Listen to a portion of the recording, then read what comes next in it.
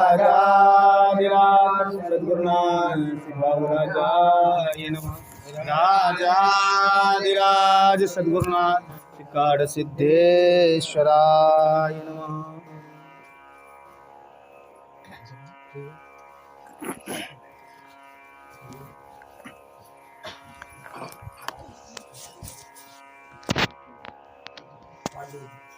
नाही नको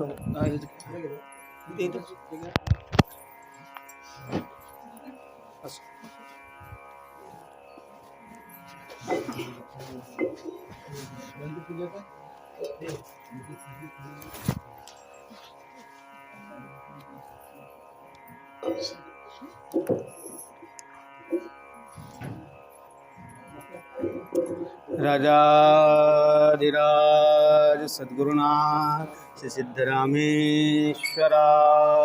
नमः। राजाधिराज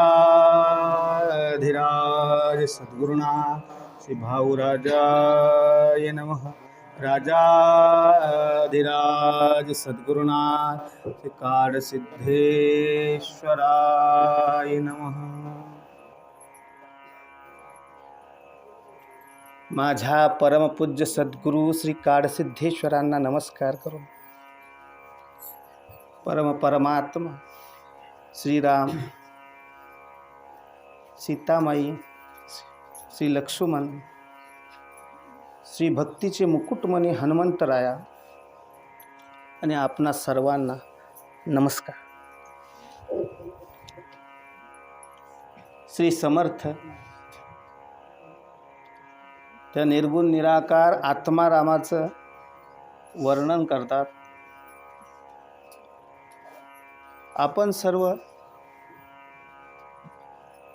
भगवंताच्या जयंती उत्सवानिमित्त रामनवमीच्या सप्ताहानिमित्त आपण सगळे सत्संगामध्ये सम्मिलित आहोत आणि ह्याच्यामध्ये समर्थ तो आत्माराम जो आहे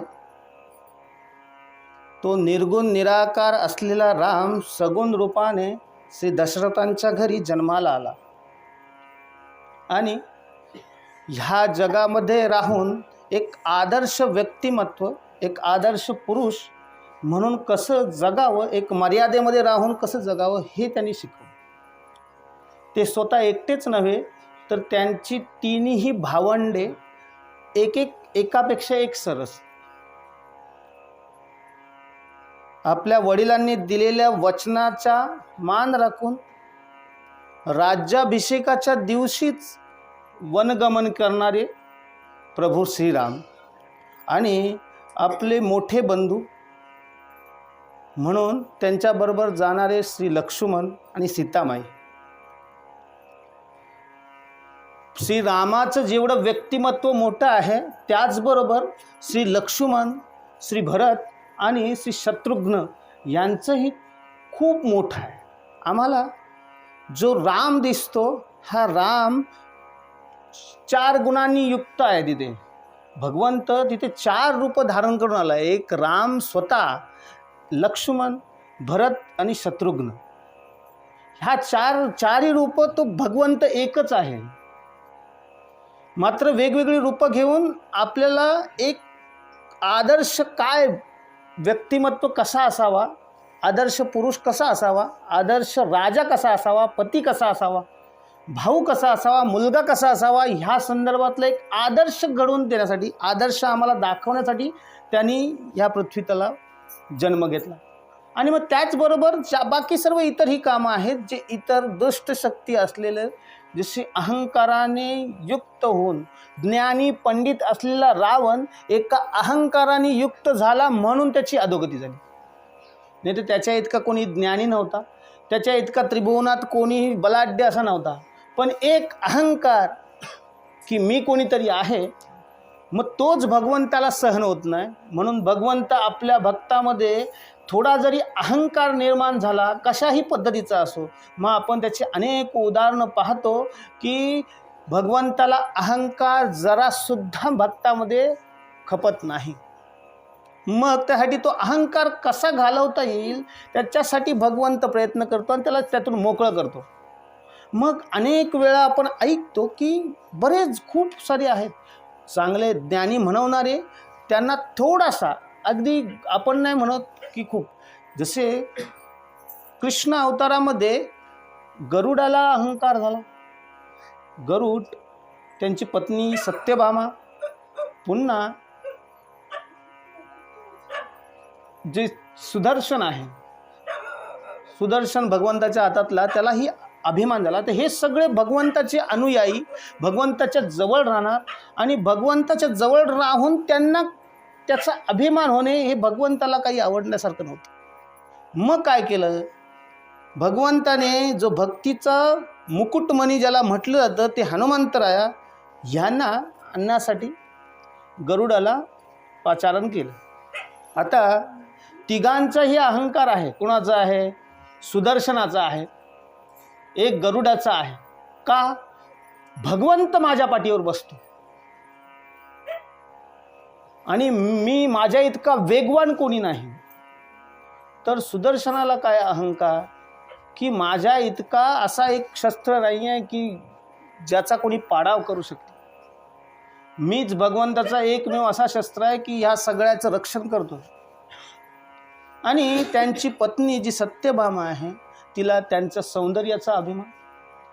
त्यांना वाटलं काय ती सीतामाई, एवढं तुम्ही सीता म्हणून सांगता, तिचं काय एवढं सौंदर्य होतं. तर हा जो अहंकार आहे हा भगवंताला आवडत नाही. म्हणून भगवंताने काय केलं, त्या गरुडाला सांगितलं, गरुड हा भक्तिवान आहे, पण तो अहंकार आला की माणसं कशी अहंकाराच्या वाहण्यात जाऊन आपलं मूळ जे भक्तिरूप आहे ते बाजूला जातं आणि भक्ती बुडते, भक्ती कमी होते अहंकारामुळे. म्हणून भगवंताने गरुडाला सांगितलं, ह्या पर्वतावर हनुमान आहे, तिथे जाऊन त्यांना सांगा की कृष्णाने बोलवले आहे. आता हे गेले आणि हनुमंतरायाला भेटले. हनुमंतराया आपल्या नामस्मरणात दंग आणि त्यांनी म्हटलं की श्रीकृष्णाने तुम्हाला द्वारकेमध्ये बोलवलं आहे. आता ते म्हणाले, कृष्ण विष्णू मी कोण ओळखत नाही, मला फक्त एकच माहिती, राम जे माझा आराध्य दैवत आहे. नाही, तुम्ही ज्याला राम म्हणतात तेच कृष्ण रूपाने आता द्वारकेमध्ये आहे. ठीक आहे. तर त्यांनी त्यांना परत पाठवलं. आता ह्याच्यामध्ये पुन्हा भगवंताने म्हटलं की जा तुम्ही आता पुन्हा एक निरोप सांगा की रामाने आठवण केली. मग ते गेले आणि त्याच वेळेस सुदर्शनाला सांगितलं की मी आता अंतर्ग्रहात आहे, कोणालाही आतमध्ये येऊ देऊ नकोस.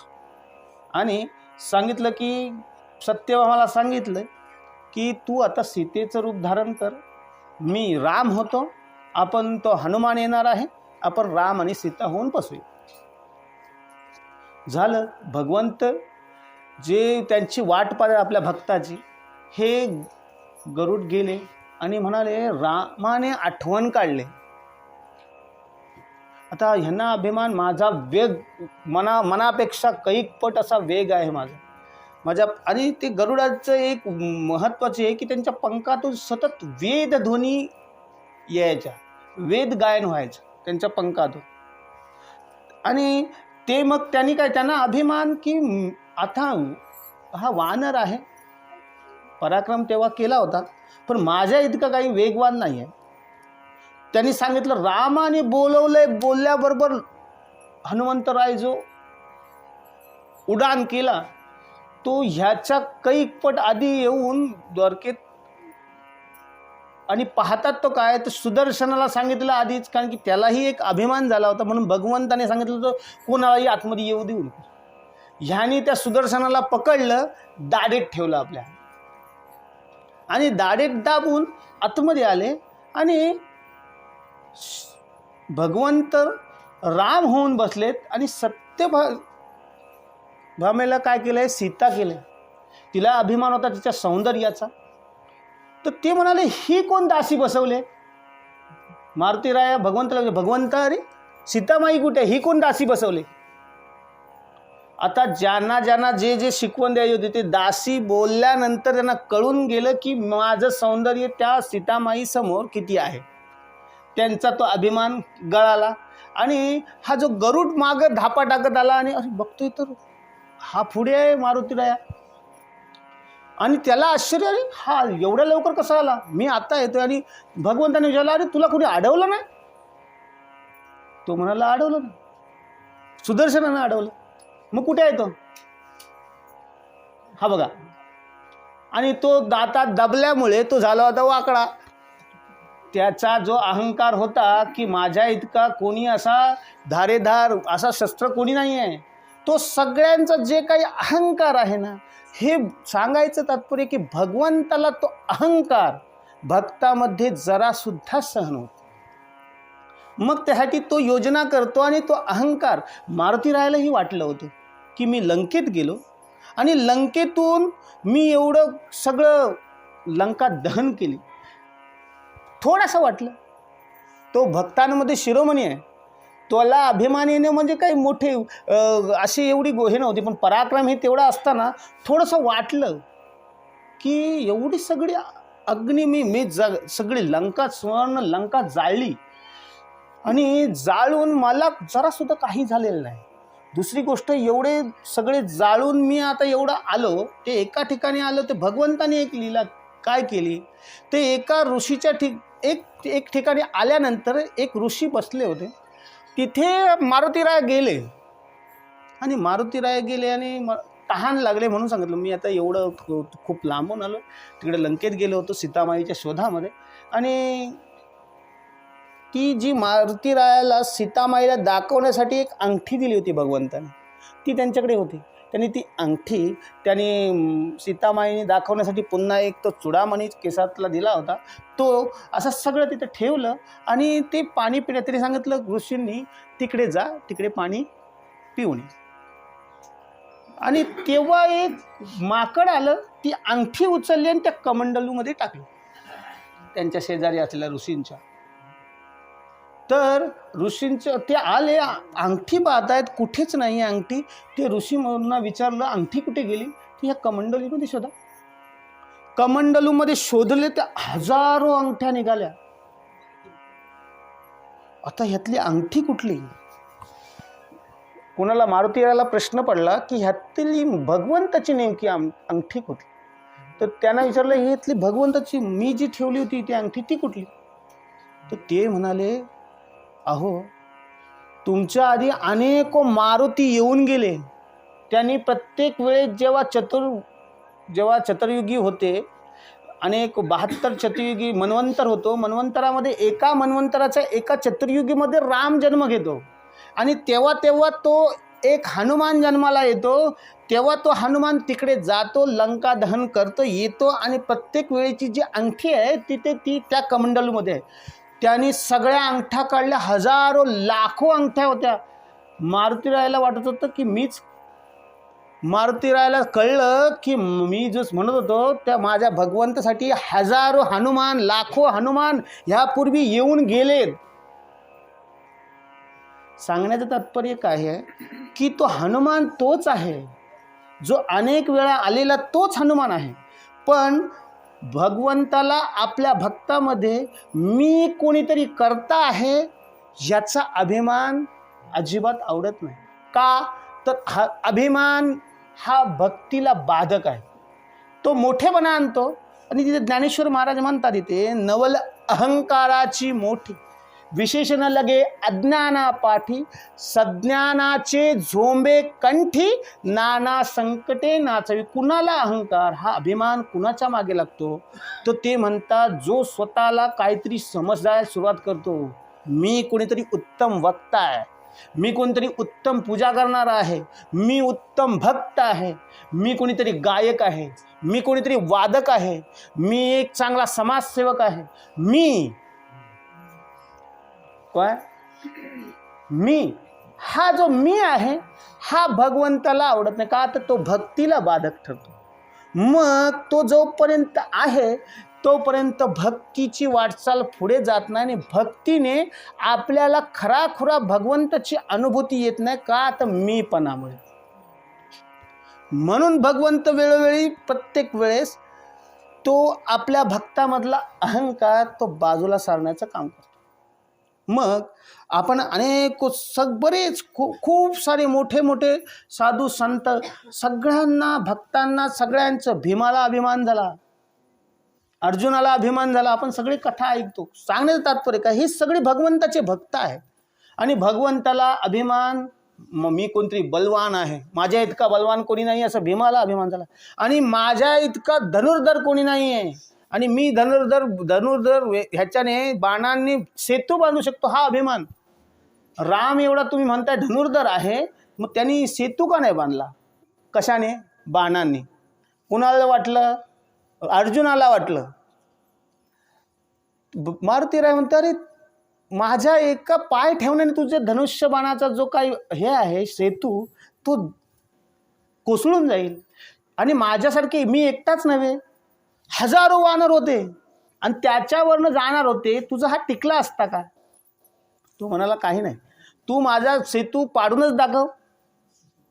तुझ्यात जर एवढं सामर्थ्य आहे म्हणतोस, तू जर ते पाळलंस तर मी स्वतः अग्निदहन करीन, म्हणजे स्वतः शरीर माझं दहन करून टाकीन.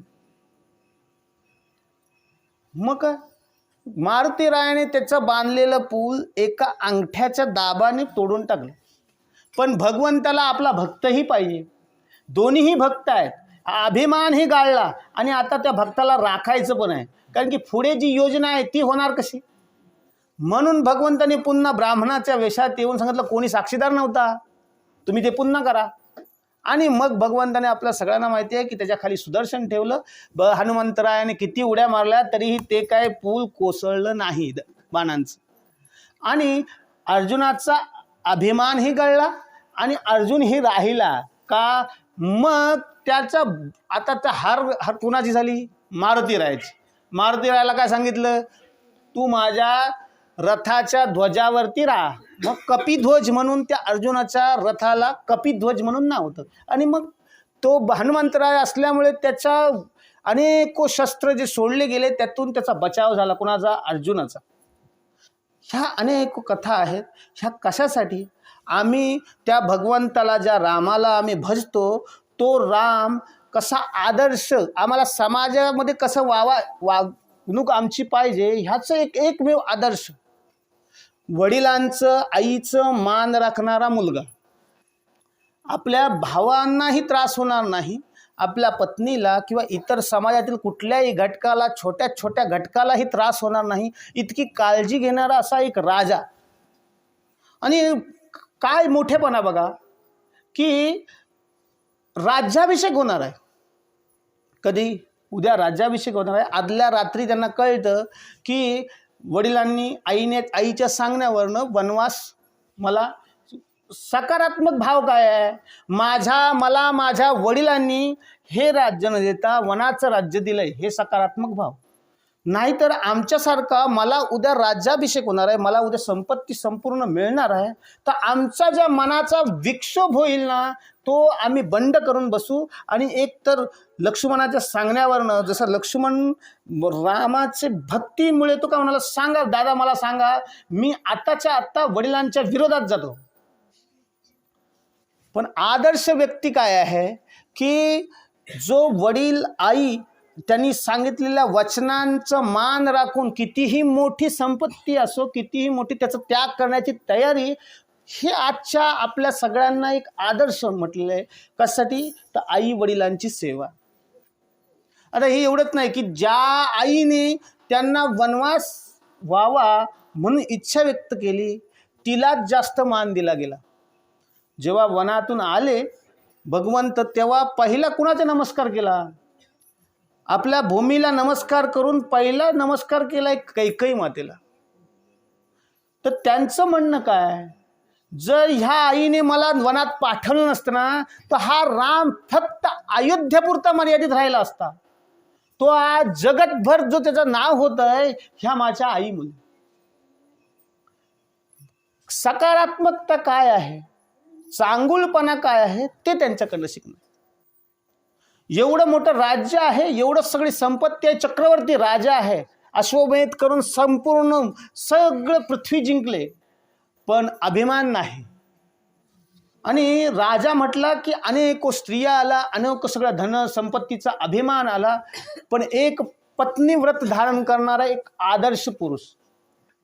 आम्हाला काय घ्यायचं आहे, भगवंताच्या ह्या आठवणी ह्या सतत काढून काय करायचं आहे, तर आम्हाला त्यांची गुण घेऊन तशा पद्धतीचं आम्हाला ह्या समाजामध्ये वावरायचं आहे की त्या भगवंताने आपल्या आईवडिलांची कशी सेवा, आईवडिलांचं कशी शब्दाचं पालन केलं आणि तशानुसार चालला, प्रजेचं कसं पालन केलं.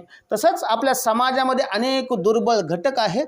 आमचे आईवडील, इतर सगळे भावंड आणि समाजामधील दुर्बल घटक, त्या सगळ्यांना आपल्याला सांभाळून आपलं जीवन व्यतीत करायचं आहे. बस परमार्थ म्हणतात की ते परमार्थ तेच आहे, जे का रंजले गांजले त्यासी म्हणी जो आपुले, तोची साधू ओळखावा देव तेथेची जाणावा, असं तुकाराम महाराज म्हणतात.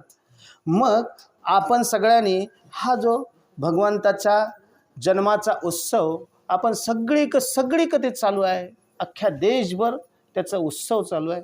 आणि हा आदर्श कशासाठी घ्यायचा आहे आपल्याला भगवंताकडून, कारण की तो भगवंत जो श्रीराम आहे, तोच कृष्ण आहे, तोच हनुमान आहे, अनेक रूप धारण करणारा तो एकच आहे, मात्र अनेक रूप धारण केलं आहे. सगळी वानरसेना ही तो रामच होता, तो रावण ही रामच होता. सांगण्याचं तात्पर्य काय, तो भगवंतच आपली एक लीला करून आपल्याला आपलं खेळ करतोय. कशासाठी, तर अनेक भक्तांना त्यातून एक बोध देण्यासाठी की बाबा ही सगळी कशासाठी केलं आहे. रावण आणि कुंभकर्ण हे त्याचे जय विजय नावाचे पार्षद, हे आपण सगळे ऐकतो.